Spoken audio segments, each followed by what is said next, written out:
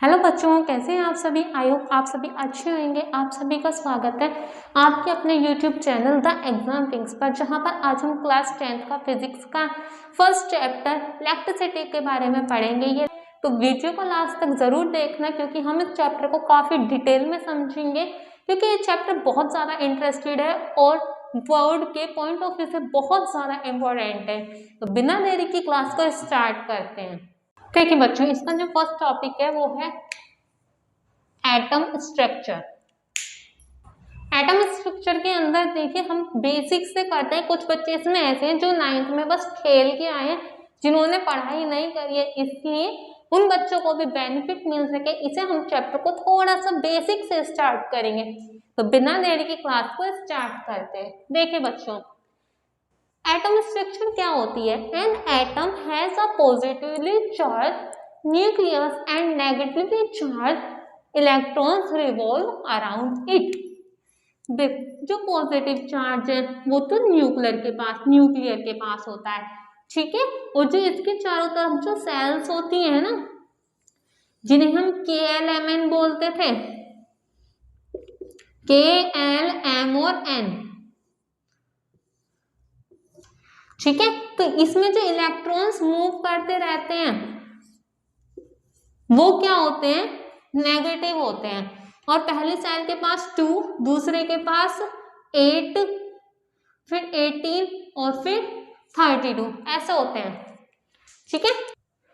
तो ये जो न्यूक्लियस है ये क्या होता है, पॉजिटिव होता है। और जो इसके चारों तरफ इलेक्ट्रॉन्स जो क्या करते हैं, रिवॉल्व करते रहते हैं, घूमते रहते हैं, वो क्या होते हैं, नेगेटिव होते हैं, ठीक है। अब देखिए, valency electron in metal are free to move within a conductor and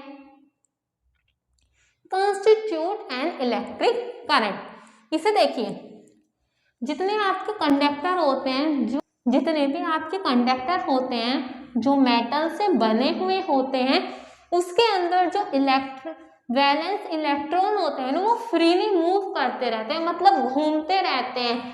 फिर वो जब घूमते रहते हैं तो वो क्या प्रोड्यूस करते हैं, क्या कंसिस्ट करते हैं, वो क्या बनाते हैं, वो इलेक्ट्रिक करंट बनाते हैं। कि किसी भी मेटल कंडक्टर के अंदर जो इलेक्ट्रॉन, वैलेंस इलेक्ट्रॉन मूव करते रहते हैं तो वो इलेक्ट्रिक करंट को कंसिस्ट करते हैं।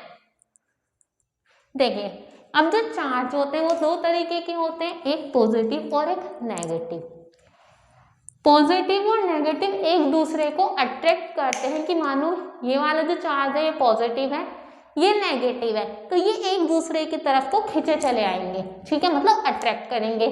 यदि ये भी पॉजिटिव है, ये भी पॉजिटिव है, तो ये एक दूसरे से दूर भागेंगे। यदि ये भी नेगेटिव है, ये भी नेगेटिव है, तब भी एक दूसरे से दूर भागेंगे।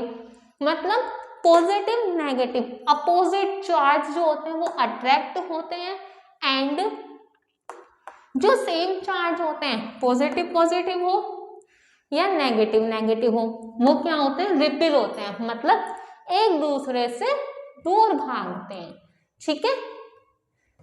देखो बच्चों, अब आते हैं इसके नोट पॉइंट पर। The SI unit of electric charge, जो SI यूनिट होती है इलेक्ट्रिक चार्ज की, वो किस में होती है, C में, जिसे हम C से रिप्रेजेंट करते हैं, और C का मतलब क्या है, कूलम, ठीक है। तो जो SI, ये क्वेश्चन इंपॉर्टेंट है कि इलेक्ट्रिक चार्ज की यूनिट क्या होती है, कूलम होती है, और उसे हम किससे, C से रिप्रेजेंट करते हैं, ठीक है। is equivalent to the charge contained in 6.25 into 10 की पावर 8।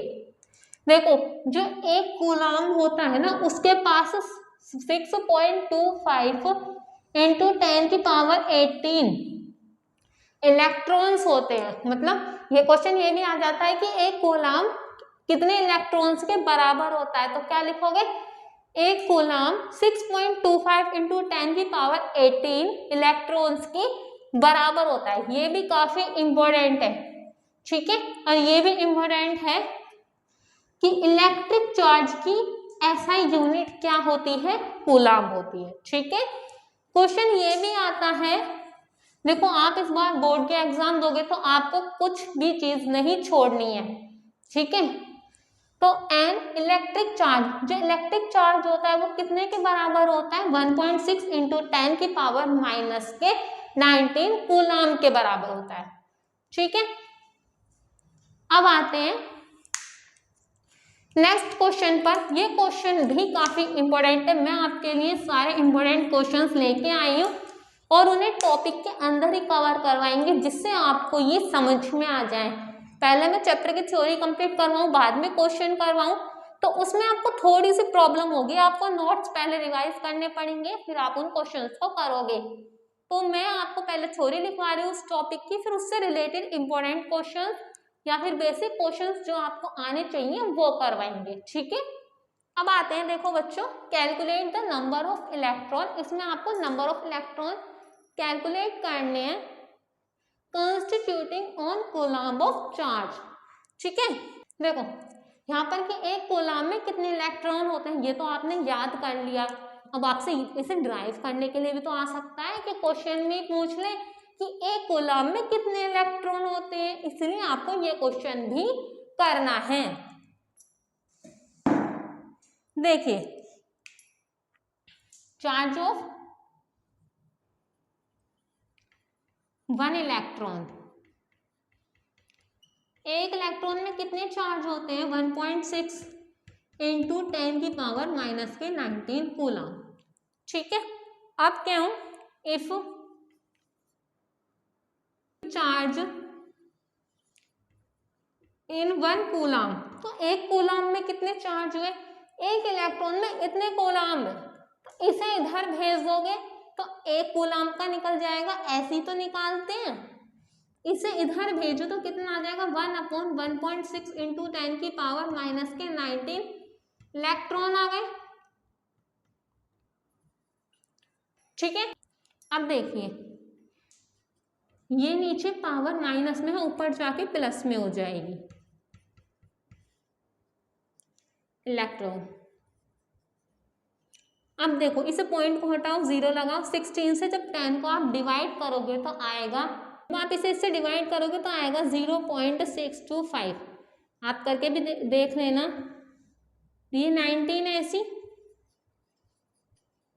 अब देखो बच्चों, आपको फिजिक्स में कोशिश करनी है कि एक डिजिट छोड़ करके आप आंसर को लिखो, तो यहाँ पर पॉइंट आना चाहिए आपको। तो इस पॉइंट को जब इधर की तरफ खिसकाओगे तो क्या करोगे, पावर माइनस करते हैं ना, जब इधर की तरफ खिसकाते हैं पावर माइनस, जब इधर की तरफ खिसकाते हैं तो पावर 1 ऐड कर देते हैं, जितने नंबर्स ऑफ आपको खिसकाना है, ठीक है। तो आपको एक नंबर यहाँ खिसकाना है तो 1 माइनस कर दोगे तो 6.25 इंटू 10 की पावर 18 इलेक्ट्रॉन, ठीक है। 19 में से 1 जाएगा, 18 बचेगा, ये आंसर आ गया। देखो कितना इजी था। देखो कंडक्टर, और अब हम पढ़ेंगे इंसुलेटर, कि कंडक्टर क्या होते हैं और इंसुलेटर क्या होते हैं। पहले हम इसे हिंदी में समझ लेते हैं तो आपको थ्योरी ज्यादा अच्छे से समझ में आ जाएगी। तो जो कंडक्टर लिखा हुआ है, कंडक्टर वो सब्सटेंस होते हैं जिनके अंदर इलेक्ट्रिसिटी फ्लो हो जाती है, और इंसुलेटर वो सब्सटेंस होते हैं जिनके अंदर इलेक्ट्रिसिटी फ्लो नहीं होती, ठीक है। तो मैंने कंडक्टर के साथ ना उसके एग्जाम्पल भी लिखा दिए और उसके कुछ नोट पॉइंट है जो एग्जाम के पॉइंट ऑफ व्यू से इंपॉर्टेंट है, तो हम उन्हें भी डिस्कस करेंगे, ठीक है। तो देखिए कंडक्टर क्या होते हैं, those substance through which electricity can flow are called conductor. अभी मैंने वही तो बताया कि वो सब्सटेंस सी है, सॉरी ये सी है, सब्सटेंस, वो सब्सटेंस जिसके अंदर क्या होती है, इलेक्ट्रिसिटी फ्लो हो जाती है, वो क्या कहलाते हैं, कंडक्टर कहलाते हैं, ठीक है। अब आते हैं इसके एग्जाम्पल, जैसे सिल्वर हो गया, कॉपर हो गया, एल्युमिनियम हो गया, ये सारे बहुत सारे हैं, ये क्या है, कंडक्टर है, ये कंडक्टर इंपॉर्टेंट है, ठीक है। निक्रोम, मैग्नीन, कॉन्स्टेंटन, तो ये जितने भी आपके हैं निक्रोम, मैग्नीन और कॉन्स्टेंटन, इनका जो यूज होता है वो हीटिंग एलिमेंट बनाने के लिए किया जाता है। और ये जो हीटिंग एलिमेंट होते हैं ना, ये आपके इलेक्ट्रिक एप्लीकेशन बनाने में हेल्पफुल होते हैं। ठीक है, जैसे प्रेस हो गई, हीटर हो गए, जितने भी आपके इलेक्ट्रिक एप्लीकेशन है जिसके अंदर आपका हीटिंग एलिमेंट यूज होता है, वो जो भी हीटिंग एलिमेंट है वो आपके निक्रोम, मैग्नीन और कॉन्स्टेंटन के द्वारा बनाए जाते हैं। क्वेश्चन आ सकता है कि आपको हीटिंग एलिमेंट बताने, आपसे एमसीक्यूज में पूछ लेगा, तो आपको या तो इसमें निक्रोम होगा, मैग्नीन होगा और कॉन्स्टेंटन होगा। तो ये तीनों क्या है? हीटिंग एलिमेंट है। Carbon in the form of graphite is also called a conductor. कि जो कार्बन होते हैं ना, वो बैड कंडक्टर होते हैं इलेक्ट्रिसिटी के, मतलब कार्बन के अंदर इलेक्ट्रिसिटी फ्लो ही नहीं होती। तो अब इसमें देखो ग्रेफाइट है, ग्रेफाइट भी तो एक कार्बन है ना, कार्बन से मिलकर बना हुआ होता है, लेकिन ग्रेफाइट के अंदर इलेक्ट्रिसिटी फ्लो होती है। ध्यान रखोगे, कार्बन के अंदर इलेक्ट्रिसिटी फ्लो नहीं होती, बट ग्रेफाइट के अंदर इलेक्ट्रिसिटी फ्लो होती है। पूछ लेगा इसे। और ग्रेफाइट कहाँ होता है? जैसे पेंसिल होती है ना, चलो आज तो पेंसिल भी मिल गई। देखो ये पेंसिल के ऊपर जो है ब्लैक एंड निप है जिसकी, ये ग्रेफाइट की बनी हुई होती है। ठीक है, अब आते हैं इसके थर्ड पॉइंट पर कि human body is a good conductor of electricity. जो ह्यूमन बॉडी होती है वो क्या है? गुड कंडक्टर है इलेक्ट्रिसिटी का। आपने देखा होगा जो ह्यूमन होते हैं वो काम करते हैं, यदि वहां पर उन्हें अर्थ से क्या मिले, टच मिल जाए, तो उन्हें करंट लग जाता है। तो इसका मतलब करंट तभी तो लगेगा जब वो गुड कंडक्टर होंगे। तो जो ह्यूमन बॉडी है वो क्या है? गुड कंडक्टर है इलेक्ट्रिसिटी का। अब आते हैं इंसुलेटर। इंसुलेटर वो सब्सटेंस होते हैं जिनके अंदर can't be flow, electricity flow नहीं होती। जैसे आपका ग्लास हो गया, प्लास्टिक हो गई, पेपर, वुड और रबर। ठीक है, देखो बच्चों, electric potential is defined as the amount of work energy need to per unit of electric charge to move the charge from reference point to specific point in a electric field. मानो ये एक electric field है, electric field के अंदर एक reference point से specific point तक ले जाने में जो आपके चार्ज लगते हैं, एक रेफरेंस पॉइंट से एक स्पेसिफिक पॉइंट तक हम जब ले जा रहे हैं उस टाइम पर जो चार्ज लग रहे हैं उस टाइम पर कुछ एनर्जी भी तो लग रही होगी ना। तो जो टोटल अमाउंट ऑफ एनर्जी होती है उस टाइम की, उसे हम बोलते हैं इलेक्ट्रिक पोटेंशियल। इसकी आपको डेफिनेशन आ सकती है और ये फॉर्मूला जहां पर देखिए V क्या है? आपका इलेक्ट्रिक पोटेंशियल है, K आपका एक कूलॉम कांस्टेंट है, Q आपका चार्ज है एंड R जो है वो डिस्टेंस ऑफ सेपरेशन है, मतलब सेपरेशन की डिस्टेंस है। ठीक है, देखिए बच्चों, अब आता है पोटेंशियल डिफरेंस।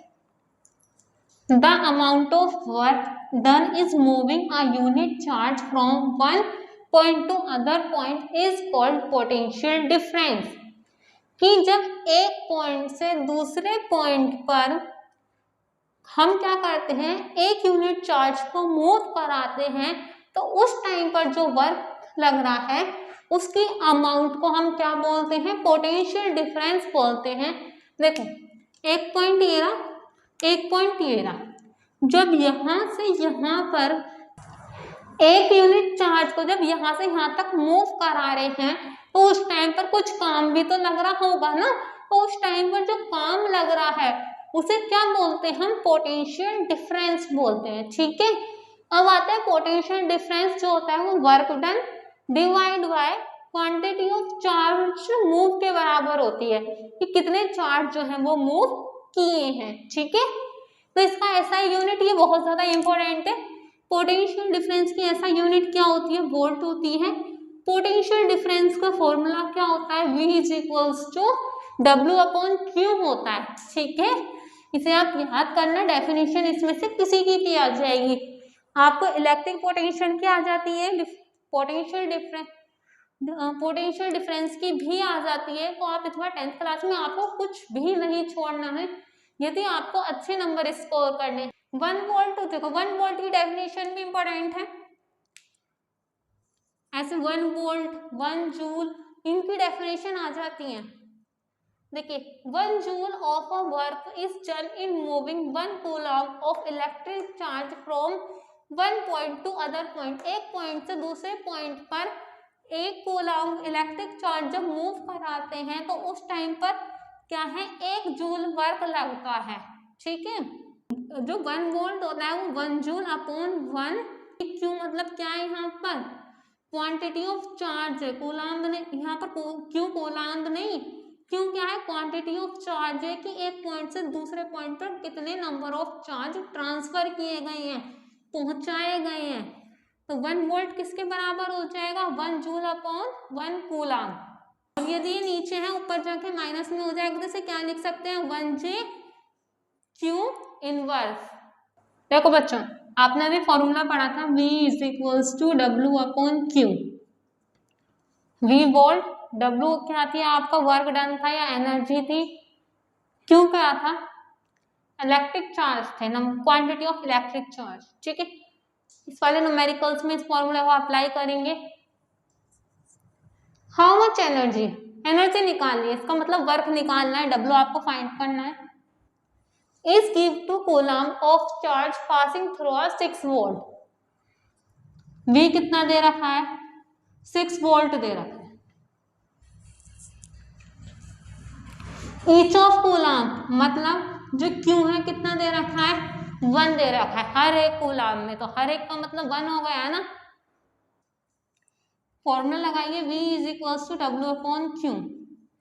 V की वैल्यू क्या है 6, W आपको निकालना है, Q कितना दे रखा है 1, यहाँ डिवाइड में मल्टीप्लाई में हो जाएगा, इधर जाके W की वैल्यू क्या आ गई 6 आ गई, 6 जूल। ये इसका आंसर आ गया। अब आते हैं बच्चों वोल्ट मीटर पर। वोल्ट मीटर क्या होता है, potential difference is measure by mean of an instrument called volt meter.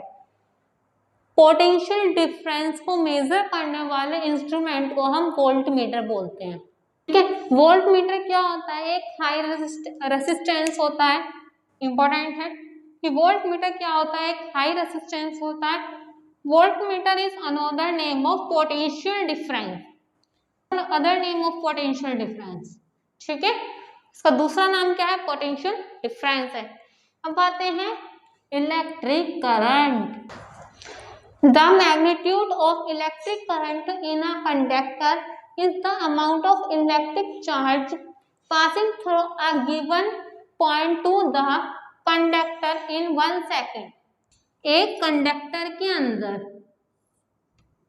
Conductor मान लो कोई भी मेटल का हो सकता है, ये मेटल का बना हुआ है कंडक्टर है, एक सेकंड के अंदर इसमें जितने इलेक्ट्रिक चार्ज तुम भेज सकते हो उसे, उसके अमाउंट को हम क्या बोलते हैं, इलेक्ट्रिक करंट बोलते हैं। कि इसमें मान लो 1 सेकंड में तुमने इतने सारे चार्ज भेज दिए, ठीक है, इतने सारे चार्ज तुमने इसमें भेज दिए कंडक्टर के अंदर, तो इनकी जो टोटल अमाउंट हुई ना, इनकी टोटल अमाउंट, इन सबकी total amount, in total amount को हम क्या बोलते हैं, इलेक्ट्रिक करंट बोलते हैं। ठीक है, अब देखो इलेक्ट्रिक करंट का फॉर्मूला भी अच्छा है, इंपॉर्टेंट है, I is equals to Q upon T। आपको कोशिश करनी है क्वेश्चन में यदि पूछता है इलेक्ट्रिक करंट क्या होता है, तो आप क्या करोगे, सबसे पहले डेफिनेशन लिख दोगे। डेफिनेशन लिखने के बाद आपको क्या करना है, इसमें फॉर्मूला भी लिखना है। फॉर्मूला लिखने के बाद जरूरत नहीं होती इन चीजों को लिखने की, बट एग्जामिनर जब आपकी कॉपी चेक करेगा तो आपकी कॉपी में अच्छा इंप्रेशन पड़ेगा। इसलिए आपको लिखना है कि वेयर, इसका नाम ये है, इसका नाम ये है, इसका नाम ये है, और फिर नीचे लिखोगे कि इसकी SI यूनिट ये है, इसकी SI यूनिट को हम इस चीज से डिनोट करते हैं। ठीक है, देखिए formula Q upon T, Q क्या हो गया, चार्ज हो गया, आई टाइम हो गया, इसकी एसआई यूनिट क्या है, एम्पियर। करंट को हम एम्पियर में तो मेजर करते हैं ना, और एम्पियर का डिनोटेड सिंबल क्या होता है, ए होता है। ये फॉर्मूला काफी ज्यादा इंपॉर्टेंट है, क्वेश्चंस में अप्लाई करने के लिए 100% आएगा। अब जो मैं क्वेश्चंस करवाऊंगी उनमें पेपर का एग्जामिनर के मूड पर डिपेंड करता है कि वो ऐसा क्वेश्चन दे रहा है या नहीं दे रहा है। देखिए नोट पॉइंट है, पहले हम इलेक्ट्रिक करंट पढ़ा था, उसका नोट पॉइंट समझ लेते हैं। Conventional direction of electric current is from positive terminal to a cell to negative terminal. देखो जैसे सेल है, यहाँ पे पॉजिटिव है, यहाँ पे नेगेटिव चार्ज, ऐसी तो होते हैं सेल के अंदर, है नी, कि एक तरफ पॉजिटिव होता है एक तरफ नेगेटिव होता है। तो क्या करना है कि जो जैसे पॉजिटिव टर्मिनल है, positive terminal of a cell to the negative terminal, कि पॉजिटिव टर्मिनल से नेगेटिव टर्मिनल की तरफ करंट फ्लो होता है, इधर की तरफ से इधर की तरफ, पॉजिटिव से नेगेटिव की तरफ। ठीक है, अब आते हैं एम्पियर पर। 1 एम्पियर की डेफिनेशन भी काफी ज्यादा इंपॉर्टेंट है। आइए, 1 coulomb of charge flow through any cross sections of a conductor in 1 second, the electric current flowing through it is said to be 1 ampere. 1 second के अंदर क्रॉस सेक्शन में 1 coulomb of charge flow होते हैं, तो उसे हम 1 ampere के बराबर मानते हैं, या 1 एम्पियर के बराबर होता है। ठीक है, जो स्मॉलेस्ट यूनिट है करंट की वो क्या होती है, मिली एम्पियर होती है, जिसे हम एम में से रिप्रेजेंट करते हैं। एंड 1 एम में जो होता है वो 10⁻³ एम्पियर के बराबर होता है। और ये तो होंगे स्मॉलेस्ट यूनिट, और इससे भी छोटी जो वेरी स्मॉलेस्ट से छोटी और ऐसा यूनिट नहीं है करंट, उसकी करंट की इंपॉर्टेंट है माइक्रो एम्पियर, और जो एक म्यू ए होता है वो 10⁻⁻6 एम्पियर के बराबर होता है। अब आते हैं एमीटर।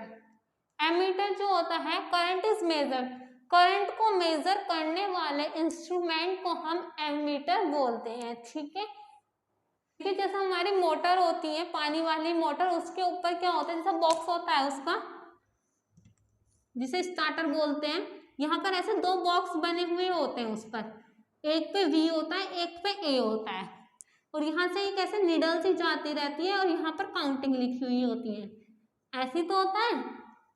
तो जो ये V वाला होता है ये तो नापता है, ये होता है वोल्ट मीटर, मेजर करता है वोल्ट को, कि कितने वोल्ट से जो इलेक्ट्रिसिटी है वो फ्लो हो रही है।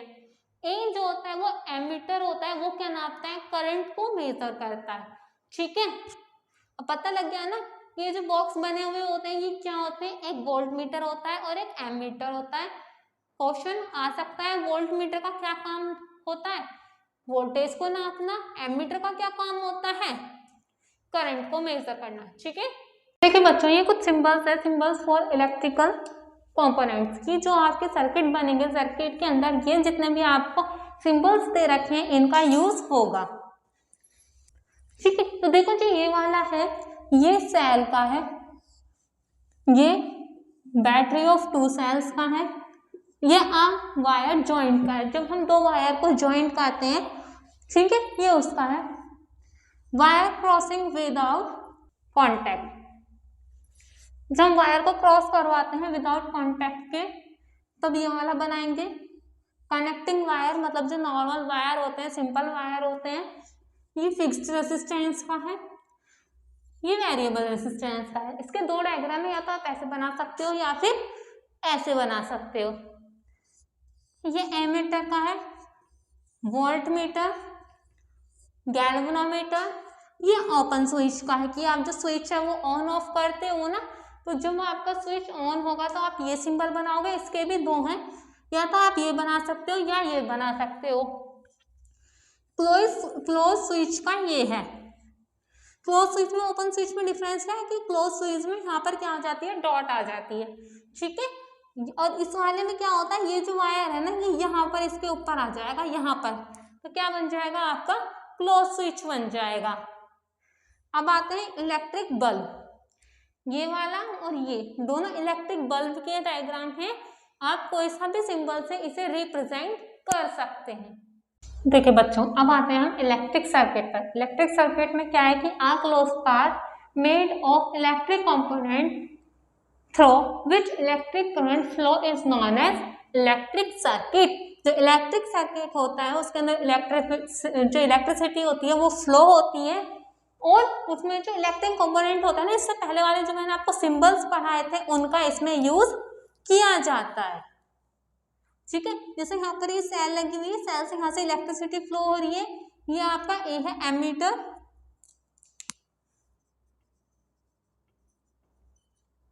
ठीक है, ये आपका रेजिस्टेंस हो गया, यहाँ से इसका वोल्ट नापा जा रहा है, वोल्ट मीटर हो गया, और ये आपका जो नॉर्मल वायर है ना, ये आपका कनेक्टिंग वायर है, जो हमारी इलेक्ट्रिसिटी की फिटिंग होती है ना, जो उसमें यूज होता है वो यही वायर है।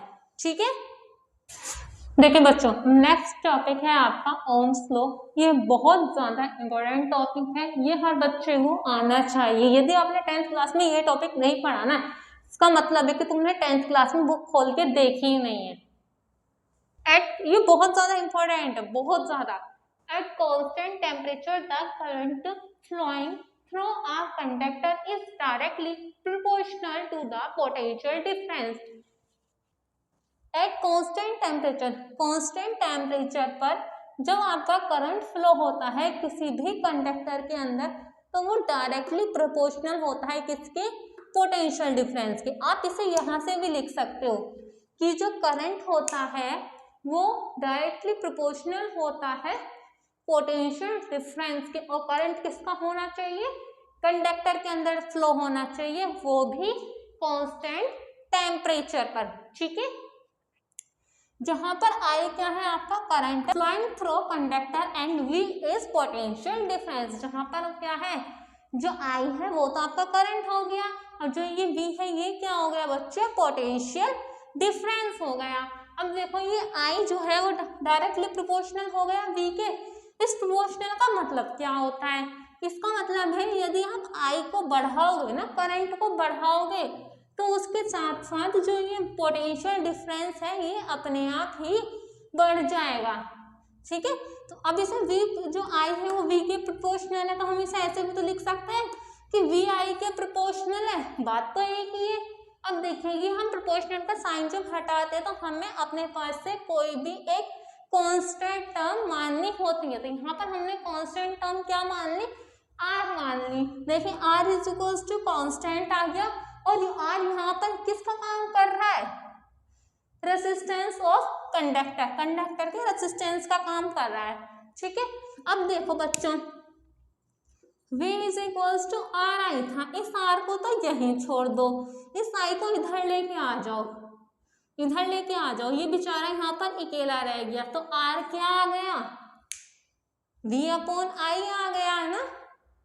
अब देखिए आपको फिर दोबारा से लिखना है, इसे आप लिखोगे तो आपका क्वेश्चन थोड़ा सा लेंथी लगेगा, जिससे आपको अच्छे नंबर मिल जाएंगे, इसलिए आपको ये लिखना जरूरी है कि V क्या है आपका पोटेंशियल डिफरेंस है, I आपका करंट है, एंड R यहाँ पर क्या है, रेजिस्टेंस है। ठीक है, अब आते हैं बच्चों नेक्स्ट टॉपिक, रेजिस्टेंस। काफी इंपॉर्टेंट है और इसके नोट पॉइंट है, ये जो नोट पॉइंट हैं ये न्यूमेरिकल्स में बहुत ज्यादा आपकी हेल्प करेंगे न्यूमेरिकल को सोल्व करने में। The ratio of potential difference applied between the end of conductor and the current flowing through it is a constant quantity called resistance।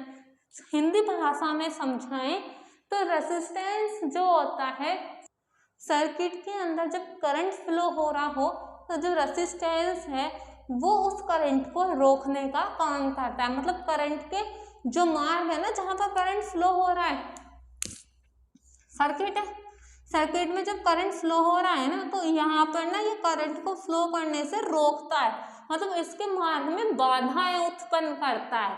ठीक है, तो उसे हम क्या बोलते हैं, रेजिस्टेंस बोलते हैं। ठीक है, अब आते हैं इसके नोट पॉइंट कि potential difference across the end of a conductor is double, then the current flowing through it is also get double. देखो यदि पोटेंशियल डिफरेंस को यदि हम डबल करते हैं तो जो करंट है वो भी डबल होता है। मान लो क्या ये पोटेंशियल डिफरेंस है, ये करंट है, यदि मैं इसे डबल करूंगी ना तो ये भी डबल होगा। क्यों? क्योंकि हमने ओम्स लॉ में पढ़ा था कि जो V होता है वो डायरेक्टली प्रोपोर्शनल होता है I के। यदि V की वैल्यू 4 है, ठीक है, V डबल कर दिया जाए, देखिए यदि मैं इसमें V को 4 गुना कर दूं तो I को भी फिर 4 गुना करना पड़ेगा, ये अपने आप 4 गुना हो जाएगा। यदि आप पोटेंशियल डिफरेंस को आधा करते हो तो जो आपका करंट है वो भी आधा होगा, हाफ होगा। कि if potential difference is half, current also get half. Next है रेसिस्टेंस इज डबल। जो रेसिस्टेंस होता है वो डबल होता है, गेट करंट गेट हाफ। यदि करंट जो है वो हाफ है तो जो रेसिस्टेंस है वो कितना हो जाएगा, डबल हो जाएगा। यदि आपका रेसिस्टेंस हाफ है तो करंट डबल हो जाएगा। ये इसका अपोजिट होता है। यदि रेसिस्टेंस आपका डबल है तो करंट को हाफ कर दो। यदि आपका करंट हाफ है, यदि रेसिस्टेंस हाफ है तो फिर आप करंट को डबल कर दोगे। आई होप समझ में आ गया होगा आप सभी को। देखो बच्चों अब आता है next topic, resistance of conductor. The property of conductor due to which it oppose the flow of current through it is called resistance। यदि आपसे एक पर्टिकुलर वो डेफिनेशन पूछेगा तो आप इसे भी लिख सकते हैं एंड उसे भी लिख सकते हैं, जो आपको इजी लगे आप वो लिखिए, ठीक है। रेसिस्टेंस का फॉर्मूला क्या होता है, आपका पीडी मतलब potential difference upon current, R आपका रेसिस्टेंस, V आपका पोटेंशियल डिफरेंस एंड I आपका करंट हो गया। तो फॉर्मूला क्या बन गया, R is equals to V upon I। Resistance of conductor depend on length. जो रेसिस्टेंस होता है वो डिपेंड करता है कंडक्टर की लेंथ पर, उसकी थिकनेस मतलब उसकी मोटाई पर, nature of material and temperature of conductor, वो इन सब चीजों पर क्या करता है, डिपेंड करता है, ठीक है। अब रेसिस्टेंस की SI यूनिट क्या होती है, ओम। और ये जो है ना हम इसे रिप्रेजेंट किससे करते हैं, ओमेगा से, ठीक है। SI यूनिट होती है ओम और जो इसे डिनोट किया जाता है वो किया जाता है ओमेगा से। यदि आपका वोल्टेज 1 हो जाए और जो आपकी I है करंट वो भी 1 हो जाए, देखो R is equals to V upon I, voltage 1 करो करंट 1 करो तो आपका जो रेसिस्टेंस है वो कितना आ गया, 1 आ गया ना, 1 ओम। तो जो 1 ओम है वो किसके बराबर होता है, 1 वोल्ट अपॉन 1 एम्पियर। अब इससे आगे हम पढ़ेंगे 1 ओम। 1 ओम की डेफिनेशन भी काफी इंपॉर्टेंट है, तो आपको सब कुछ पढ़ना है, कुछ भी नहीं छोड़ना। अब आते हैं बच्चों 1 ओम की डेफिनेशन, काफी इंपॉर्टेंट है, ठीक है। 1 ohm is the resistance of a conductor such that when a potential difference of 1 volt is applied to its current of 1 ampere flowing through it। अभी इससे पहले जब अभी जो मैंने वो फॉर्मूला लिखवाया था रेसिस्टेंस ऑफ कंडक्टिविटी में कि R is equals to V upon I, यदि हम वोल्ट को 1 कर दें और जो आपका करंट है उसे 1 कर दें तो आपका जो रेसिस्टेंस है वो आपके 1 ओम के बराबर हो जाएगा। लिखवाया था नहीं लिखवाया था, तो अब यहीं से इसकी डेफिनेशन बनाएंगे बच्चों कि देखो जो 1 ओम है वो कब होगा आपका, कि when the potential difference of 1 volt, जब जो पोटेंशियल डिफरेंस है वो क्या हो जाए 1 वोल्ट इज अप्लाइड, जब अप्लाइड किया जाए टू इट्स ईड्स मतलब वो सर्किट की ईड्स पर, करंट ऑफ 1 एम्पियर और करंट में क्या हो 1 एम्पियर फ्लो हो थ्रू इट, उसके अंदर सर्किट के अंदर। ग्राफ बिटवीन ये मैंने करवा दिया है, आपको पता होना चाहिए, ये तो याद करने की जरूरत नहीं, देखते ही याद हो गया होगा आपको देखो एक बार समझ लेते हैं जिससे आपको लाइफ टाइम ये याद रहे कि जो आपका ग्राफ है वो पोटेंशियल डिफरेंस और करंट के बीच में क्या रिलेशन होता है। देखो अभी मैंने आपको बताया था कि जो पोटेंशियल डिफरेंस है वो करंट के क्या होता है, डायरेक्टली प्रोपोर्शनल होता है। मतलब ये बढ़ेगा तो ये बढ़ेगा, ये घटेगा तो ये भी घटेगा। पोटेंशियल डिफरेंस नीचे है, करंट ऊपर है, तो आपकी जो ग्राफ शो होगा वो एक स्ट्रेट लाइन पर शो होगा ना, क्योंकि ये भी घट रहा है तो ये भी घट रहा है, ये बढ़ रहा है तो ये भी बढ़ रहा है। रेसिस्टर क्या होते हैं? दो substance which have comparatively high electric resistance called resistor. देखो रेसिस्टेंस और रेसिस्टर क्या होते हैं, दोनों में कंफ्यूजन हो गई ना। ये आपसे आपका एग्जामिनर भी पूछ सकता है, वाइवा के अंदर क्वेश्चन बनता है कि रेसिस्टर और रेसिस्टेंस में क्या डिफरेंस होता है। तो देखो बच्चों, जो रेसिस्टेंस होते हैं, ठीक है, ये मान लो रेसिस्टेंस है और ये हो गया रेसिस्टर।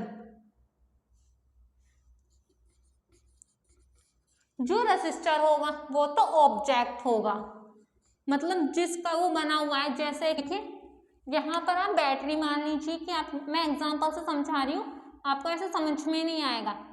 ये तो हो गई बैटरी, ये पॉजिटिव और नेगेटिव चार्ज। यहाँ पर आपने एक बल्ब ले लिया, यहाँ से दो वायर हैं, ठीक है, यदि, और ये 12 वोल्ट की है, मानो 12 वाट की है, ये 12 वोल्ट की है एक बैटरी, और ये आपके पास एक बल्ब है, ठीक है, नॉर्मल वाला जो होता है। यदि मैं इससे इलेक्ट्रिसिटी फ्लो करा रही हूँ तो ये जो बल्ब है ये खराब हो गया, जल गया, ठीक है, जो इसके अंदर का टंगस्टन था वो खराब हो गई, तो क्या आपने क्या करा, ज्यादा वोल्ट की करंट फ्लो कर दी ना आपने। यदि मैं यहाँ पर एक रेसिस्टर लगा दूं, रेसिस्टर क्या है, सबस्टेंस है, जैसे बल्ब एक सबस्टेंस है ना, एक चीज है, ऐसे रेसिस्टर भी एक चीज होती है जिसका काम क्या होता है, इसके अंदर जो इलेक्ट्रिसिटी फ्लो हो रही है ना उसे रोकने का काम करता है, उसके मार्ग में बाधा उत्पन्न करता है, ठीक है। तो अब जो इलेक्ट्रिसिटी फ्लो हो रही है ना, मतलब एक निश्चित इलेक्ट्रिसिटी फ्लो होगी जितनी आपके बल्ब को जरूरत होगी, तो ये जो बल्ब है ये जलता रहेगा और जल जाएगा, ठीक है। तो आपको क्या समझ में आया कि जो रेसिस्टर होते हैं वो एक ऑब्जेक्ट होता है, सबस्टेंस होता है, जिसका काम क्या होता है, सर्किट के अंदर जो करंट फ्लो हो रहा है उसके मार्ग में बाधा उत्पन्न करना, उस इलेक्ट्रिसिटी को रोकना। अब आते हैं बच्चों इसके नेक्स्ट टॉपिक रेसिस्टिविटी पर। बहुत ज्यादा इंपॉर्टेंट है ये, तो आपको ये टॉपिक बहुत ध्यान से पढ़ना है। ये टॉपिक बहुत ज्यादा इंपॉर्टेंट है, तो आपको इसे डिटेल में और अच्छे से समझना है। या तो इसकी डेरिवेशन आएगी रेसिस्टिविटी की, या इसकी ऐसा यूनिट पूछ लेगा, या फिर इसके फॉर्मूले पर बेस्ड एक आपको न्यूमेरिकल दे देगा। तो आपको ये टॉपिक बहुत अच्छे से समझना है और बहुत इजी टॉपिक है। देखो resistance is directly proportional of length. देखो मैंने इससे पहले बताया था कि जो रेसिस्टेंस होता है वो आपके लेंथ पर, उसके एरिया पर डिपेंड करता है। देखिए resistance is directly proportional of length. जो रेसिस्टेंस होता है वो डायरेक्टली प्रोपोर्शनल होता है लेंथ के, ठीक है। इसे मान लीजिए आप equation first, resistance of conductor of inversely proportional to its area of crossing section A R inversely proportional of A. 1 upon में आ गया ना, ए जो है वो 1 के अपॉन में है, जब अपॉन में होगा तो क्या होगा, इनवर्सली प्रोपोर्शनल होगा।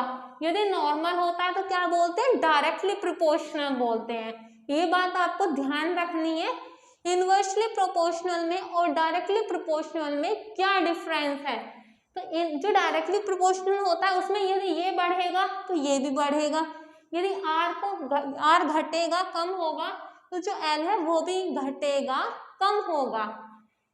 जो इनवर्सली प्रोपोर्शनल होते हैं उसके अंदर ये डिफरेंस होता है कि यदि आप आर को बढ़ा रहे हो ना तो ए घटेगा, यदि ए को बढ़ा रहे हो तो R घटेगा, मतलब रेसिप्रोकल होता है, उल्टा होता है। अब इन दोनों इक्वेशन को कंबाइन करो, देखो ये दोनों R है तो ये R ऐसे आ जाएगा, डायरेक्टली प्रोपोर्शनल का सिंबल, ये L मल्टीप्लाई 1/a है, कंबाइन कर रहे हो तो ऐसे ही तो करोगे, L की 1 में मल्टीप्लाई कर दी तो क्या हो गया L अपॉन में a आपका एज इट इज। अरे मैंने इससे पहले वाली जो आपको डेरिवेशन करवाई थी उसमें बताया था कि जब आप क्या करते हो प्रोपोर्शनल का साइन को हटाते हो तो आपको अपनी तरफ से कोई भी कांस्टेंट टर्म लेनी होती है, तो यहाँ पर आपने कांस्टेंट टर्म क्या ले ली, रो ले ली, इसे इस तरीके से बनाते हैं, ठीक है, इसे बोलते हैं रो। और ये क्या होता है, ये रेसिस्टिविटी होती है, ठीक है। अब देखिए ये आपने इक्वेशन 3 मान ली, इसे देखिए R इज इक्वल्स टू क्या है, रो L अपॉन a है, इस रो को इधर ही छोड़ो, इन्हें इधर लेके आ जाओ, ये इधर किस में है, डिवाइड में, इधर आएगा तो मल्टीप्लाई में हो जाएगा, ये मल्टीप्लाई में इधर आ गए डिवाइड में, और ये रो आपका एज इट इज ही बचेगा, ठीक है। तो जो आपकी रेसिस्टिविटी है वो किसके बराबर हो गई, आपकी रेसिस्टेंस मल्टीप्लाई में क्या हो गया, cross section area divide by length, ठीक है। अब आपको ये तो लिखना ही है जिससे आपको क्वेश्चन अपना बड़ा बनाना है, where R is equals to resistance of conductor, A क्या है आपका एरिया ऑफ क्रॉस सेक्शन है, एंड L जो है वो क्या है, कंडक्टर की लेंथ है, ठीक है।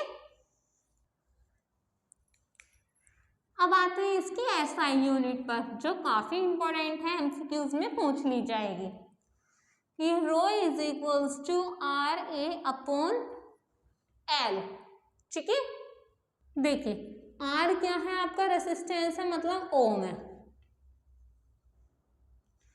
एरिया किस में निकलता है बच्चों, मीटर स्क्वायर में निकलता है, और लेंथ किस में मेजर होती है, मीटर में मेजर होती है। अब देखिए यहाँ पर m जो है वो 2 है ना, क्योंकि m की पावर 2 है, तो उस पावर से ये m कट जाएगा तो क्या बचेगा, ओम मल्टीप्लाई मीटर।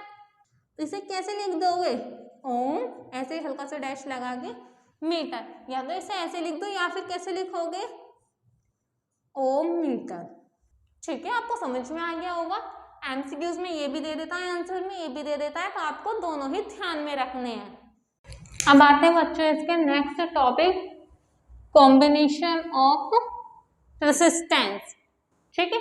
जो कॉम्बिनेशन होता है रेसिस्टेंस का वो 2 वे में होता है, एक तो होता है इन सीरीज एंड एक होता है इन पैरेलल। इसमें ये दोनों ही पहले पढ़ेंगे हम रेसिस्टेंस इन सीरीज, बहुत ज्यादा इंपॉर्टेंट है, इससे रिलेटेड आपके न्यूमेरिकल्स ज्यादा पूछे जाते हैं एंड थ्योरी भी पूछी जाती है, तो आपको ये भी कंप्लीट करना है। ये चैप्टर इतना ज्यादा इंपॉर्टेंट है ना कि इसकी हर एक लाइन से क्वेश्चन बन सकता है, तो इसलिए आपको ये वीडियो लास्ट तक जरूर देखनी है, ठीक है। तो अब आते हैं रेसिस्टेंस इन सीरीज में। When two resistance are connected end to end consecutively, they are said to be connected in series, ठीक है। तो रेसिस्टेंस R1 एंड R2 आपने 2 रेसिस्टेंस लिए जिन्हें क्या करा है, एक सीरीज में सीधी लाइन में कनेक्ट करा है, अब बैटरी वोल्ट V, जिसमें क्या है, जो बैटरी है उसमें V वोल्ट की इलेक्ट्रिसिटी फ्लो हो रही है, has been applied to the end of this series combination. Now potential difference across the resistance R1 is V1, जो रेसिस्टेंस है ना वोल्ट V1 पर वो R1 है, एंड V2 पर V2 पोटेंशियल डिफरेंस पर जो रेसिस्टेंस है वो बच्चों R2 है। Total potential difference across two resistance should be equal to the voltage of battery. V is equals to V1 plus के V2, ठीक है। अब V क्या होता है, IR के बराबर होता है, हमने फॉर्मूला पढ़ा था ना, R is equals to V upon I, तो इस I को इधर की तरफ भेज दो तो क्या हो गया, फॉर्मूला बन गया ना। आपको सारे फॉर्मूले आप कहाँ तक याद रखोगे, फिजिक्स में इतने सारे फॉर्मूले हैं, आपको क्या करना है, एक फॉर्मूला याद रखना है, उसी को ही इधर की तरफ भेज दो, उससे दूसरा फॉर्मूला बन गया। स्मार्ट स्टडी करना सीखो। V is equals to IR हो गया। अब आपने क्या लिए थे, 2 रेसिस्टेंस लिए थे और 2 ही पोटेंशियल डिफरेंस लिए थे। तो देखो आपकी जो इलेक्ट्रिसिटी है वो तो सेम फ्लो हो रही है ना, सीरीज में है। यदि ऐसे है ये सीरीज में, ठीक है, जो यहाँ से इलेक्ट्रिसिटी जा रही है वो सेम ही तो फ्लो हो रही है। ऐसा तो नहीं है कि यहाँ पर कम इलेक्ट्रिसिटी जा रही है और आगे जाके ज्यादा हो गई। तो देखो इसमें क्या हो जाएगा, जो आपका पोटेंशियल डिफरेंस है वो तो अलग रहेगा, V1 मान लीजिए, एंड जो आपका रेसिस्टेंस है उसे R1 मान लीजिए, करंट तो सेम ही रहेगा ना। अब देखिए इसे आगे कैसे करेंगे, V1 तो मान लिया, V2 मान लिए, आई ऐसे रहेगा और ये बन जाएगा R2। एक बार जो आप पोटेंशियल डिफरेंस है उसे V1 मानिए, एक बार V2 मानिए, एक बार R1 मानिए, एक बार R2 मानिए। ये हो गई आपकी इक्वेशन 2 एंड ये हो गई आपकी इक्वेशन 3। अब देखो बच्चों, इसमें इक्वेशन फर्स्ट के अंदर आपको वैल्यू पुट करनी है V1 की और V2 की। तो क्या लिखोगे, पुटिंग द वैल्यू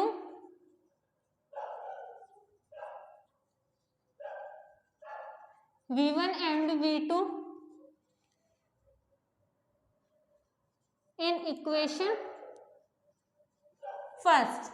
तो इक्वेशन फर्स्ट में V ऐसी लिखिए और V1 की जगह क्या लिखोगे, किसके बराबर है, V1 I और R1 के बराबर है ना, ये प्लस का साइन, फिर लिखा हुआ है V2, V2 किसके बराबर है, I और R2 के बराबर है। यहां से देखिए V किसके बराबर है, IR के बराबर है, IR2।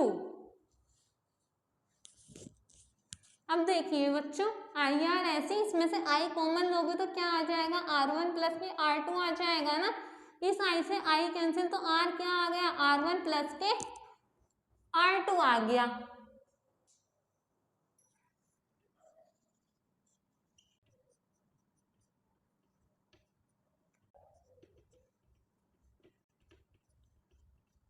देखिए बच्चों, ये देखो अब कैसे बन गया कि जो R1 है वो R जो है वो R1 प्लस R2 के बराबर। इसका मतलब ये किस में है, सीरीज में है ना। तो कैसे बनेगा डायग्राम, यहाँ तो आपने एक बैटरी लगा दी, यहाँ से इलेक्ट्रिसिटी फ्लो हो रही, मैंने आपको बताया था कि पॉजिटिव टर्मिनल से ही इलेक्ट्रिसिटी फ्लो होगी, तो यहाँ से फ्लो हुई। ये तो हो गया पहला रेसिस्टेंस R1, ये दूसरा रेसिस्टेंस R2। तो ये जब सीधे है, मतलब यहाँ से ऐसे हो रहा है, तो ये क्या होगा आपका सीरीज होगा। अब पैरेलल क्या होता है, जब आप दोनों को एक साथ देखोगे तब अच्छे से समझ में आएगा। सिर्फ कर दूं,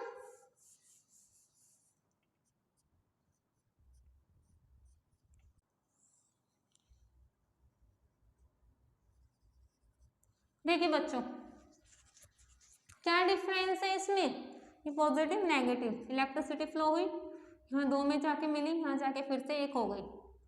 देखिए यहाँ से इलेक्ट्रिसिटी फ्लो हुई, यहाँ हुई, इसमें भी यहाँ से इलेक्ट्रिसिटी फ्लो हुई, यहाँ तक आ गई। इसमें क्या हुआ कि इलेक्ट्रिसिटी सीधे चली गई और फिर वापस आ गई नेगेटिव टर्मिनल के पास। इसमें क्या हुआ कि यहाँ से जब इलेक्ट्रिसिटी फ्लो हुई ना, तो यहाँ से ये 2 पार्ट्स में डिवाइड हो गई, इधर भी चली गई और इधर भी चली गई।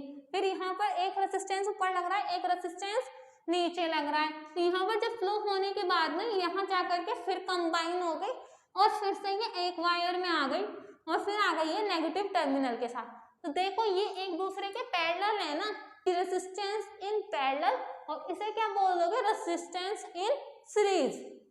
इसका जो फॉर्मूला बना था वो क्या बना था कि R is equals to R1 plus के R2। बच्चों इसका मैं अभी आपको प्रूव करवाऊंगी, बट मैं आपको पहले इसका फॉर्मूला बता देती हूँ जिससे आपको इन दोनों के बीच में डिफरेंस पता लग जाए। तो इसका क्या होता है, 1/R is equals to 1/R1 plus के 1/R2। तो देखो जो आपका पैरेलल वाला होगा उसमें तो अपॉन में आ जाएंगे डिजिट्स, और जो सीरीज वाला होगा उसमें नॉर्मल रहेंगी। आई होप आपको ये क्लियर हो गया होगा। अब हम पढ़ते हैं रेजिस्टेंस इन पैरेलल। देखो बच्चों अब आता है नेक्स्ट टॉपिक, जैसा कि आपको पता है रेजिस्टेंस इन पैरेलल। आपको पता है कि ये भी इंपॉर्टेंट टॉपिक है। When two resistors are connected between the same 2 points, they are said to be connected parallel. जब एक ही पॉइंट पर दो क्या वायर कनेक्ट हो जाएं पैरेलल में तो उसे क्या बोलेंगे, रेसिस्टेंस इन पैरेलल बोलेंगे। टू रेसिस्टेंस, जहां पर आप दो रेसिस्टेंस लोगे, एक तो हो गया R1 और दूसरा ले लोगे R2, ठीक है, एंड कनेक्ट पैरेलल, और क्या करोगे, उन्हें पैरेलल कनेक्ट करोगे। अब battery V volt has been applied across the end of the combination. इसमें आपने V वोल्ट की एक बैटरी लगा दी जो क्या कर रही है, पूरे कॉम्बिनेशन के अंदर, पूरे सर्किट के अंदर इलेक्ट्रिसिटी फ्लो कर रही है। Total current flowing in circuit is I।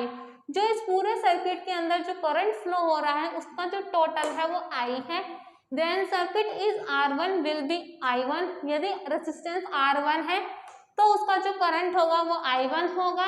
यदि रेजिस्टेंस R2 है तो जो उसका करंट है वो I2 होगा। तब आपका टोटल करंट क्या बनता है, हालत में दो ही तो करंट फ्लो हो रहे हैं, एक यहाँ पर I1 और एक यहाँ पर I2, तो टोटल क्या हो जाएगा, I is equals to I1 plus I2।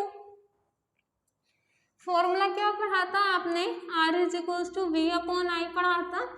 अब आपको क्या निकालनी है, I निकालनी है। ये इधर डिवाइड में, यहाँ जाके मल्टीप्लाई में, और ये R मल्टीप्लाई में यहाँ जाके डिवाइड में, बन गया I का formula. I is equals to V upon R। जब एक बार आप क्या ले रहे हो, करंट को 1 ले रहे हो तो रेजिस्टेंस भी तो 1 हो रहा था, एक बार करंट को 2 ले रहे हो तो रेजिस्टेंस भी 2 हो रहा है।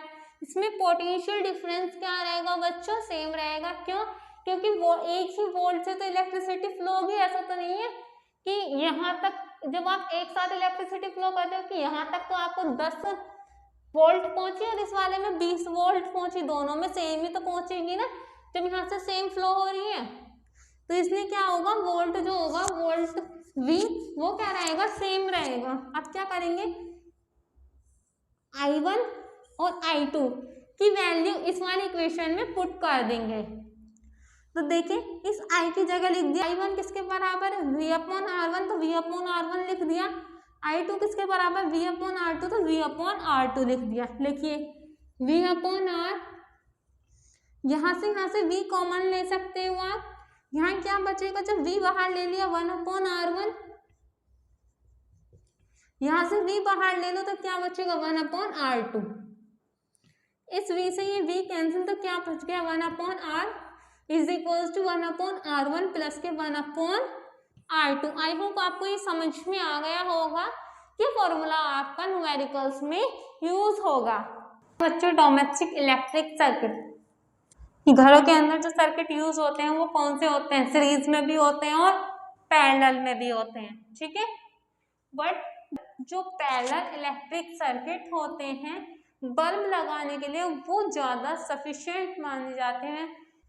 पैरेलल इलेक्ट्रिक सर्किट को हम ज़्यादा प्रेफरेंस देते हैं, इसके काफ़ी सारे एडवांटेज भी हैं, उसके बारे में हम पढ़ेंगे।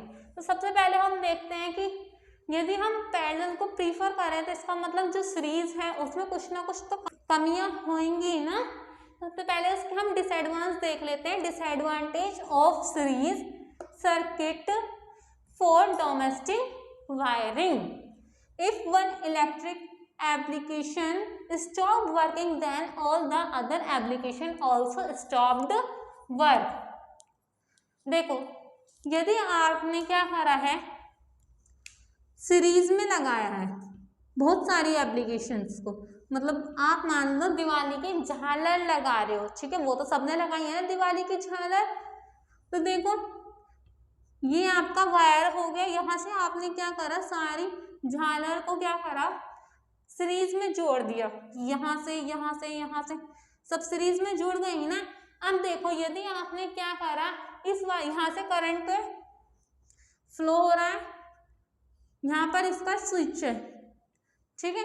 यदि आपने ये स्विच ऑफ कर दिया तो ये सारी की सारी झालर बंद हो जाएंगी ना, बट आपको तो एक झालर बंद करनी है तो सारी झालर बंद हो जाएंगी। कहने का मतलब है कि जो आपके सीरीज वाले होते हैं ना, यदि आप उसमें एक एप्लीकेशन को स्टॉप कर रहे हो, एक उपकरण को बंद कर रहे हो, तो उसके साथ जुड़े हुए सारे के सारे एप्लीकेशन बंद हो जाएंगे। All the electric application have only one switch due to which they cannot be turned on or off separately. सारे के सारे झालर इसमें एक स्विच से जुड़े हुए हैं ना, इसका मतलब आप इन्हें सेपरेटली बंद नहीं कर सकते कि मुझे ये झालर बंद करनी है, ये जलानी है, ये बंद करनी है, ये जलानी है, ऐसा नहीं कर सकते ना। एक ही स्विच से सारे जुड़े हुए हैं, इसका मतलब क्या है कि सारी एक साथ ही बंद होंगी और एक साथ ही जलेंगी। तो इसमें यही तो लिखा हुआ है कि जो सारी की सारी एप्लीकेशंस हैं वो एक स्विच से कनेक्टेड रहती हैं, जिसके कारण हम उन्हें ना तो सेपरेटली बंद कर पाते हैं और ना ही उन्हें खोल पाते हैं। अब आते हैं advantage of parallel circuit in domestic wiring, कि जो हम घरों के अंदर पैरेलल जो आपका सर्किट होता है उसे प्रीफर करते हैं, उसके एडवांटेज क्या है, लाभ क्या है। If an electric application stop then all the other application keep work normally. मान लो यहां से वायरिंग जा रही है, ठीक है, यहाँ आपने कोई दूसरा एलिमेंट मतलब कोई एप्लीकेशन जोड़ दिया, यहाँ पे दूसरा एप्लीकेशन जोड़ दिया, यहाँ दूसरा जोड़ दिया, ठीक है। अब आपको यदि ये वाला बंद करना है तो आप इसका स्विच ऑफ कर दोगे, यदि आपको ये बंद करना है तो आप इसका स्विच ऑफ कर दोगे। ऐसे ही तो करोगे, क्यों?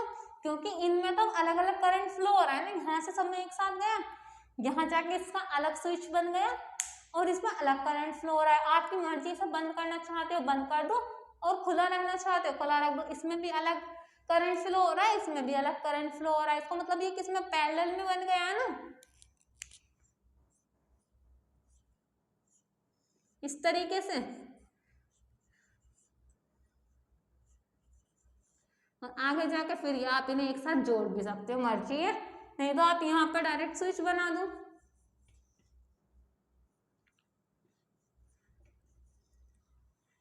ठीक है, यहाँ से करंट आ रहा है, मुझे ये वाला बंद करना है तो यहाँ से स्विच ऑफ कर दूंगी मैं। Each electric application get the same voltage as they of the power supply. सबके अंदर सेम वोल्टेज फ्लो होगा, ऐसा नहीं है इसमें ज्यादा कर हो रहा है इसमें कम हो रहा है, ठीक है। देखिए बच्चों, अब आते हैं electric power. Electric power is a electric work done per unit time. जो पर यूनिट टाइम के हिसाब से इलेक्ट्रिक वर्क डन किया जाता है उसे हम बोलते हैं इलेक्ट्रिक पावर। और इसका फॉर्मूला क्या होता है, P is equals to W/T। देखो, पर यूनिट टाइम के हिसाब से जो आपका वर्क डन किया जा रहा है उसे हम क्या बोलते हैं, इलेक्ट्रिक पावर बोलते हैं। इस तरीके से भी आप इसे याद रख सकते हैं।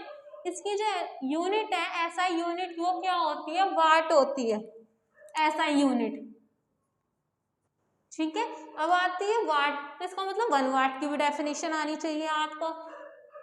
यदि आप इस W की जगह 1 रख दो, P is equals to W/T, इसकी जगह 1 रख दो और टाइम की जगह भी 1 सेकेंड रख दिया जाए और वाट आपका 1 जूल रख दिया जाए। वाट की डेफिनेशन कैसे बनेगी, यदि आपने वर्क डन है वो 1 जूल रख दिया और जो टाइम है वो कितना रख दिया, 1 सेकेंड रख दिया, तो आप क्या हो गए, द पावर ऑफ 1 वाट। 1 वाट की जो पावर है इज अ रेट ऑफ, किसके बराबर होती है, वर्क डन ऑफ 1 जूल। कि वर्क डन जो है वो 1 जूल किया गया है पर सेकेंड, हर एक सेकेंड में, तो क्या आ जाएगा, 1 watt is equals to 1 joule upon 1 second. ये जितनी भी ऐसी कहेंगे ना डेफिनेशन, 1 एम्पियर, 1 वोल्ट, 1 वाट, ये सब पढ़ के जानी है आपको। पेपर के पॉइंट ऑफ व्यू से ये सब इंपॉर्टेंट है, ठीक है। अब हम क्या करेंगे, फॉर्मूले of electric power. Electric power के काफी फॉर्मूले हैं, हम उन्हें डिस्कस करते हैं पहले। P is equals to W/T होता है और एक होता है W is equals to VIT, ठीक है। अब इस W is equals to VIT को इक्वेशन फर्स्ट में पुट करो, put the value of W in equation first, ठीक है। V ऐसे ही रहेगा, इस W की जगह आप क्या लिख दोगे, VIT लिख दोगे, और ये टी ऐसी, इससे ये कट गया तो क्या बन गया, P is equals to V I बन गया ना, जूल पर सेकेंड। ठीक है, और जब इसे हम क्या भी लिख सकते हैं, वाट के बराबर होता है ना जूल पर सेकेंड, तो हम इसे वाट भी लिख सकते हैं। तो P इज इक्वल्स टू कितना आ गया, वी आई वाट आ गया। अब आपको जो P है वो I और R के टर्म में भी निकालना है। यदि न्यूमेरिकल के अंदर क्या दे दे, वोल्ट और I दे दे, तो आपको ये वाला फॉर्मूला लगाना है पावर निकालने के लिए। कह दे, यदि पावर निकालने के लिए कह दे और आपको I दे रखी है और R दे रखी है, तो आपको ये वाला फॉर्मूला लगाना है जो अब हम ड्राइव करेंगे। इज इक्वल्स टू वी आई आया था, और V इज इक्वल्स टू क्या होता है, आई आर होता है ना। इसकी वैल्यू इसमें पुट कर दो, V की, put the value of V in equation first. P ऐसे रहेगा, इस V की जगह आप क्या लिख दोगे, आई आर लिख दोगे, एंड ये वाला I भी आपका ऐसे ही रहेगा। I की I में करोगे तो क्या बन जाएगा, आई स्क्वायर R बन जाएगा। तो ये क्या आ गया, P is equals to I square R आ गया। ठीक है, ये एक फॉर्मूला बन गया। देखो, जो पावर P है उसे अब आपको किस में निकालना है, V और R के फॉर्म में निकालना है। देखो फॉर्मूला क्या होता है, P is equals to V I, ये होता है ना। तो एक फॉर्मूला क्या होता है, V is equals to I R होता है। इससे I की वैल्यू निकाल दो, R मल्टीप्लाई में इधर जाकर डिवाइड में हो जाएगा, तो I की वैल्यू क्या आ जाएगी, I is equals to V upon R आ जाएगी ना। ये रफ वर्क है, आप पीछे करके देखना इसे। ठीक है, अब देखिए इस I की वैल्यू को इसमें पुट कीजिए, put the value of I in equation first. P तो ऐसे ही रहेगा, इस V भी ऐसे, और I की जगह आप क्या लिख दोगे, V अपॉन R लिख दोगे। ठीक है, अब ये वाला P तो ऐसे ही रहेगा, V की V में करोगे तो क्या हो जाएगा, V स्क्वायर अपॉन में R। ये आ गया एक फॉर्मूला, ये आपको याद रखने हैं सारे। देखिए बच्चों, अब आते हैं हम इलेक्ट्रिक एनर्जी पर। Electric energy consumed by the electric application is given by the product, its power rating and the time। जो देखो, जो इलेक्ट्रिक एनर्जी होती है एप्लीकेशन द्वारा कंज्यूम्ड की जाती है, वो किसका प्रोडक्ट होता है, given by the product, it's power rating and time. फॉर्मूले से आप बना सकते हो कि जो इलेक्ट्रिक एनर्जी होती है वो उस एप्लीकेशन के पावर और टाइम के प्रोडक्ट के बराबर होती है। एनर्जी का फॉर्मूला है E is equals to PT। ठीक है, कैसे याद रखोगे कि जब आप किसी को पीटते हो तो आपकी एनर्जी रिलीज होती है ना, तो एनर्जी से याद रखोगे, एनर्जी खत्म हुई कब, PT मतलब पीटने पर। ठीक है, E is equals to PT, और इसको इसकी SI यूनिट क्या होती है, वाट आवर होती है। ठीक है, एंड वन वाट आवर की डेफिनेशन भी आती है कि देखो, 1 watt आवर की डेफिनेशन कैसे लिखोगे कि 1 watt our is the amount of electric energy consumed when an application.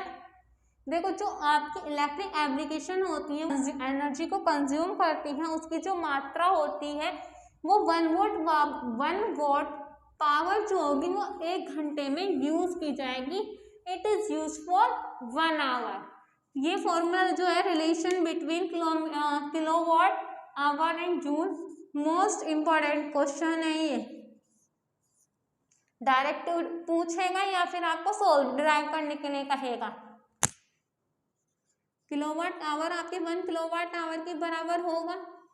ठीक है, 1 किलोवाट में कितने वाट होते हैं, 1000 वाट होते हैं। ठीक है, और 1 घंटे में कितनी सेकंड होती है, 3600 सेकंड। ठीक है, जो वाट होता है वो किसके बराबर होता है, जूल पर सेकंड के बराबर होता है ना। और ये आपकी 3600 ऐसी इस सेकंड से सेकंड कैंसिल, ये 36, ये कितनी जीरो है 1 2 3 4 5 10 की पावर 5 जूल। अब देखिए ये पॉइंट यहाँ पर होता है, हर डिजिट के लास्ट में जब पॉइंट नहीं होता उस पॉइंट को जब इधर खिसकाओगे 3.6 तो एक पावर ऐड हो जाएगी ना, तो कितना हो जाएगा 6 आ जाएगा, 6 जूल। तो 1 किलोवाट आवर इधर जो चल रहा था ये आपको सारे में लिखना है कि जो 1 किलोवाट आवर है वो कितने के बराबर है 3.6 इंटू 10 की पावर 6 जूल के। या तो आपसे ये कहेगा डायरेक्ट ये बताओ कि 1 किलोवाट आवर कितने जूल के बराबर होता है, या फिर आपसे रिलेशन ड्राइव करने के लिए कहेगा। ठीक है, देखो बच्चों अब आता है आपका heating effect of current. When an electric current is passed through a high resistance wire like nichrome wires, the resistance wire become very hot and produce heat. Heating effect of current क्या होता है कि जब आप current को पास करते हो किसी भी हाई रेसिस्टेंस वायर से, जैसे कि आपका निक्रोम वायर हो गया, तो उसमें क्या होता है कि the resistance wire become very hot, जो वो तार होता है वो बहुत ज्यादा गर्म होने लगता है और वो क्या करता है हीट प्रोड्यूस करता है।